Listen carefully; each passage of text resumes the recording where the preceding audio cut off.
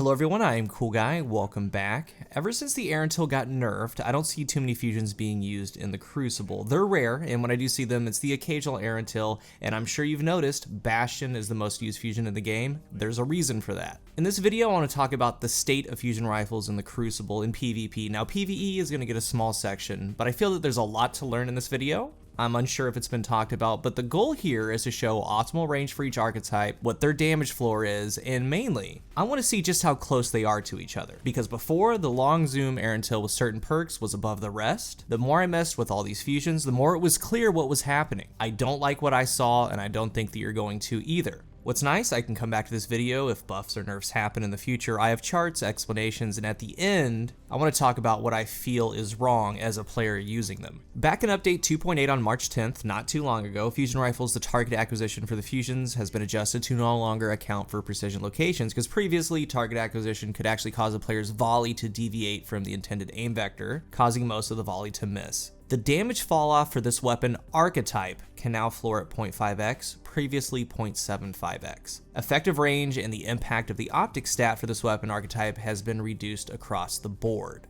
These two coexist. Effective range for this archetype has been reduced across the board. Damage falloff for this weapon now floors at 0.5, previously 0.75. For the past week I've been sick, sorry for no uploads until today. I'm getting ready for the new season. This video took a good amount of time, all week actually, and I can't tell you how many hours tests I've done, but this end result is just wrapped up in a nice little bow. There's more to it, but I just want to show you what I want to show you. First, some basic groundwork again. Fusion rifles, they're hit scan. They come out in a volley of 7 projectiles. Each projectile has a damage number. The more projectiles that land, the more damage you do. Range has effect on damage drop-off, the stickiness on the target, overall accuracy. Stability is helping that group. A smaller starting point coming out helps it land consistently and even at further ranges. Perks that affect accuracy and stability are still top tier. Anything that can group a volley from that initial point is S tier for them. We're talking firmly planted, under pressure, anything like that. And I want to remind you, aiming down sights is substantial. Unless the barrel is right on your enemy, you want to be aiming down sights because this affects your accuracy, your damage, the fall off. It's a huge deal for them. So I want to start off with just remembering and bringing up that high impacts with long zoom scopes were the real problem,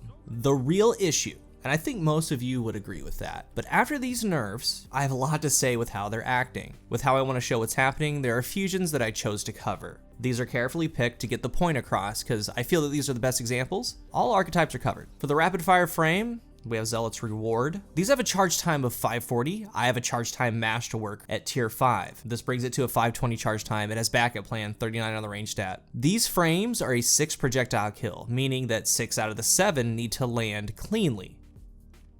These do 35 per bolt. Accelerated coils or a charge time masterwork gets that number lower, 34, 33. Liquid coils goes from 35 to 36 and so on. For the adaptive frames, I have a Tachyon Force with a rangefinder, 50 on the range stat. These have a charge time of 660. You need 6 of the 7 projectiles to land for a one-hit kill. For precision frames, here's my Epicurean, massive range stat of 81. These have a charge time of 740. They do 39 per bolt. With these, you need to land 5 of 7 for a one-hit kill. Lastly, the high-impact frames. The ones that were used the most, the ones that a lot of players complained about, they deal 48 per bolt. They have an 860 charge time. You need to land 4 of 7 projectiles. And for the high impacts, there are 4 that I want to bring up and talk about for the sake of this video. There are 2 air untils. One has 73 range with rangefinder. The other has 68 range with firmly planted. Then there's a Gallant Charge. It has Demolitionist Swashbuckler. It has a massive 85 range stat. And lastly, there's Wizened Rebuke. It has a 64 range stat with Tap the Trigger and Firmly Planted.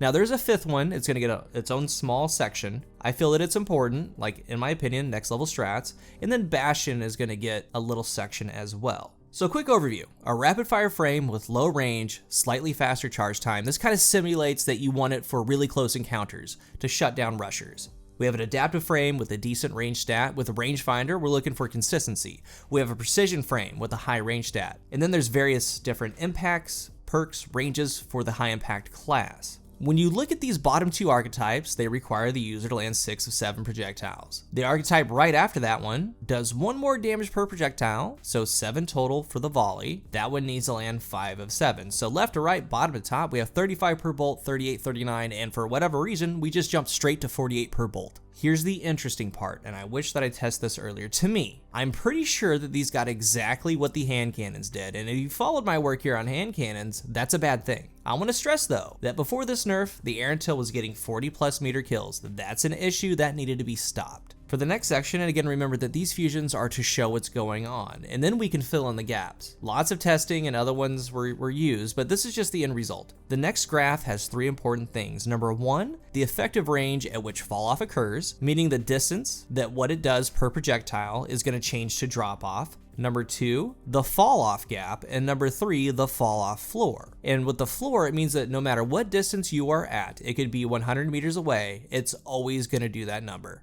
Of course, at that range, it's very inaccurate, but if you land a projectile, it's going to do the same damage no matter what. So here we go. I'm going to explain what you're looking at here. Every single fusion archetype will hit a certain point, and then for 7 meters, do hard damage drop off until it hits the floor. And again, if you're 28 meters away, 100 meters away, it doesn't matter. It's always going to do that number within the floor. I think that you see the issue here. It's capped, just like the hand cannons. I don't like this one bit, and I'm going to explain further. The rapid fire frame floor is actually 18, not 17. Remember, mine has the charge time masterwork. Mine does 33 per bolt, but they do 35 regular. The Techian Force has rangefinder, and for its base range, it only has 5 more range added from the scope. So there's 50 on the range stat with rangefinder. It hits at 17 meters. And once you get past 17, that 38 turns to 37 per projectile. The Epicurean, a high range stat of 81. It also hits its max damage projectile at 17 meters. After that, the 39 turns to 38. We have the high impacts, Gallant Charge, 85 range, Wise and Rebuke, 64 range, Arantil, 68 range. All of them hit their max damage number, then start to fall off at 17 meters. All the fusion rifles for 17 meters after 17 are going to have severe steep fall off, then hit the floor. The only one that gets past the 17 meters is the rangefinder Arantil. It gets past that cap to 19.5, but its floor is 26.5 meters. In the background is some of those tests, but on paper and in game, we can see why archetypes don't get used. It's flawed. When they do things like this, like give an overall archetype thing, like it's blanketed, meaning for all of them, and once again, high impacts were the issue. And I am an advocate for what happened. I'm sorry, not sorry. There's no room in the Crucible for a 40+ meter fusion rifle kill. There just isn't. But to get that to go away, they're now all banded within the same range, just because one wasn't playing very nice. And when I say and show you that there's a 7 meter fall off, that yellow section, that's 7 meters of fall off damage to the floor, it's very steep and has rapid fall off. And remember, a lot of these have lower damage and need 6 of 7 or 5 of 7. From a player standpoint, this is what's happening. Again, we have 2 archetypes. It requires the user to land 6 of 7 projectiles. Coincidentally, they all have the same exact engagement range. The rapid fires with range and the right perks can also cap at 17. And then with rangefinder go up to 19 or so. So like, yeah, you might have a great Prolium or a great fast fire rapid frame or even an adaptive frame. Like you could get that up to 19, 20 meters, but you need to land 6 of 7. It's just not happening. For this range, 17 meters and in, there's a lot of weapons that come to mind. Most sidearms can cap at 17 meters. And the sidearm users are jumping, they're sliding, they're moving along. And in this distance, the fusion has to land 6 of 7. In these particular ones, it isn't pretty once they start seeing fall off, because 6 of 7 turns to 7 of 7, and then it very quickly turns into you're just not getting the one hit kill. And this is with charge time aside. You might be thinking, oh, well, you have the charge time. These are supposed to really be the shotgun shutdowns, the rusher shutdowns, but I can't tell you how many times these just simply fail me, and I'm pretty sure that they failed you. They fail you because you need to land 6 of 7, and an RNG type hit scan, weird RNG stuff going on. And I'm telling you, like a 9 meter Fellwinter coming at with Antaeus Words, it doesn't care about these fusions, period. I would use these if they were more consistent, but they're making me land pretty much the full volley. And even when it looks like I do land the full volley, they just simply miss, like go off into the void. Then we go up to the precision frames. For this range, it's actually pretty decent. And with this range reduction, this nerf, it actually brought them up, if you ask me. You need to land 5 of 7, which is better than 6 of 7. As you get up to 18.5, 19 meters, 20, you lose that, period. It needs to be within 17 meters. So that leaves us with the high impacts. Like literally all of them It has to be within 17 meters because we have 35, 38, and 39 per bolt. That leaves us with the 48 per bolt high impact. For a bolt kill in this range, inside 17 meters, when you're flinched from an AR, from a sidearm, these can down what you're shooting at, and this is why players are using them. It has a high base damage number. You need to land 4 of 7.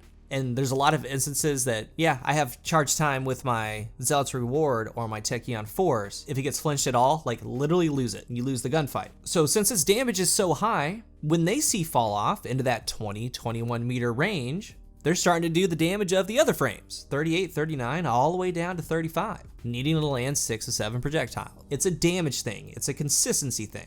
And I think what needed to happen is they needed to stop the 40+ meter Erentil kills. When they stopped that, they ended up putting a cap on literally all of them. So yeah, the joke is true. Like, fusion rifles just keep getting nerfed. And in my opinion, the charge time simply doesn't matter because you need to land 6 of 7. Like, I'm gonna get to that. But as far as your barrels and scopes, the magnification factor, the zoom factor reduction they gave pretty much rendered scopes worthless. Like, they still help a little bit. However, all of these scopes give big range, like transmission, flash, signal, and the Omelons, they give +9 range. For the barrels, like Gallant Charge, mine has full bore. I suggest you don't use something like full bore because it's capped anyway. You need to focus on stability, you need to focus on handling. And remember, with something like this Gallant Charge is perfect. I talk about my Gallant Charge review. Like, you can have all the range in the world, but that means nothing if you can't get the volley to hit straight, if it isn't tight. It means nothing if you can't land the shot at 20 meters and 19 meters because the stability's so bad, it's shooting the bolts every which direction. So to me, it just means that perks matter more. Firmly planted, tap the trigger, still S tier, under pressure, starting to get that volley close, that spread close. But something to note is Exile's Curse. This is that 5th one I wanted to talk about because going through this testing, it's gonna make sense of what I wanna show you. In Exile's Curse, that's the Trials fusion, minus Firmly Planted with Disruption Break. And I keep talking about Disruption Break, but here's the deal. We know that these floor at 24 damage. That's enough, but with liquid coils, the floor is 25 damage. So if you land 4 bolts at range, that's gonna break the shields. And when they're broke, your kinetic weapon deals 50% more damage. So with how these ranges are, and I'm telling you right now, past 21, 22 meters, you're gonna have issues. So like, even what you would think is a fair range, like 24, 25 meters, it's gonna have severe fall off. It's getting to that point of hitting 29 per bolt, 25, 24. But if you take these shots and you land good projectiles on them, you can get the perk going. You can pull out your kinetic, and to the body, to the head, you deal 50% more damage. This is pretty much my main high impact right now because, again, I know that they all literally have the same exact range. And if I'm going to push that a little bit, Disruption Break can help with that. And that brings me to Bastion. When it came out, I made a review, and it's funny looking back at the replies. A lot of people wrote this thing off, but guess what? I still stand firm of what I said when I reviewed it, and a lot of people are finding out it's a very consistent exotic. With all these ranges capped, Bastion hits the cap. It packs a lot of damage per volley. It shoots 3 volleys. Just one of the volleys can kill a player. It makes short work of supers. It's the ultimate fusion right now. Not having to worry about landing 6 of 7. Not worrying if they're just a little bit outside of their range. Nothing like that. But one of the main things that I want to talk about again is just how high the damage starts for a high impact compared to the other ones, because out of the gate, you need to land 4 of 7. The bottom 2 archetypes out of the gate share the same exact range. Yeah, they have a little bit faster charge time, but if they were so great, you'd be seeing them right now, am I right? But they need to land 6 of 7. Faster charge time or not, they're not reliable at all. Like, if I'm in a Trials game and I have on Tachyon Force, I have literally 0 faith in it. It's not consistent at all. Now, the precisions are like leaning on like okay. I think with a good roll, they need to be inside 17 meters. And they get a little bit of help because they only need to land 5 of 7. I would like to see the rapid fire frames and adaptives be a 5 projectile kill. Precisions, also being a 5 bolt kill, but a little bit more range than the other 2. But this would mean that all archetypes would be getting specific ranges and all of them having strengths and weaknesses similar to what I've talked about with the hand cannons. I just feel as a player like they all can't share the same range. And players are going to gravitate to consistency, and that's the 48 per bolt with the fall off band that is on them. And with the nerf, it made high impact sought after even more because they're still the best, and Bastion is the best because of all the nerfs in between. And that's what you've been seeing, and that's why the things are the way they are. They need help. Like, in a perfect world, the zoom magnification and the high impacts wouldn't be hitting 40 meters, maybe up into 25, 24, and then the other ones kind of scale back from there.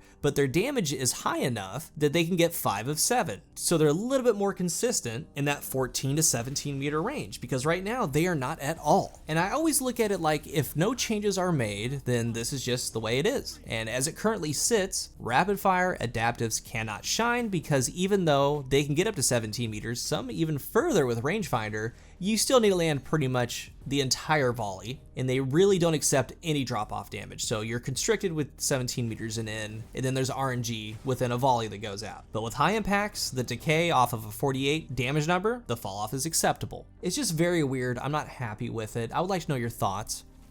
As far as PvE, real quick section, I mean, I generally use it. It depends on what you use them for. I use them for things like Disruption Break. I use them for matching elemental shields. They do really good at that. And the powerhouses still shine. Like, Loaded Question is, in my opinion, one of the most undervalued weapon in Destiny. Loaded Question is a very powerful, strong weapon to bring in your loadout. You kinda, but not really, feel these changes there, but mostly you're using perks to your advantage versus certain enemies. But some of you PvE guys, tell me what you think there.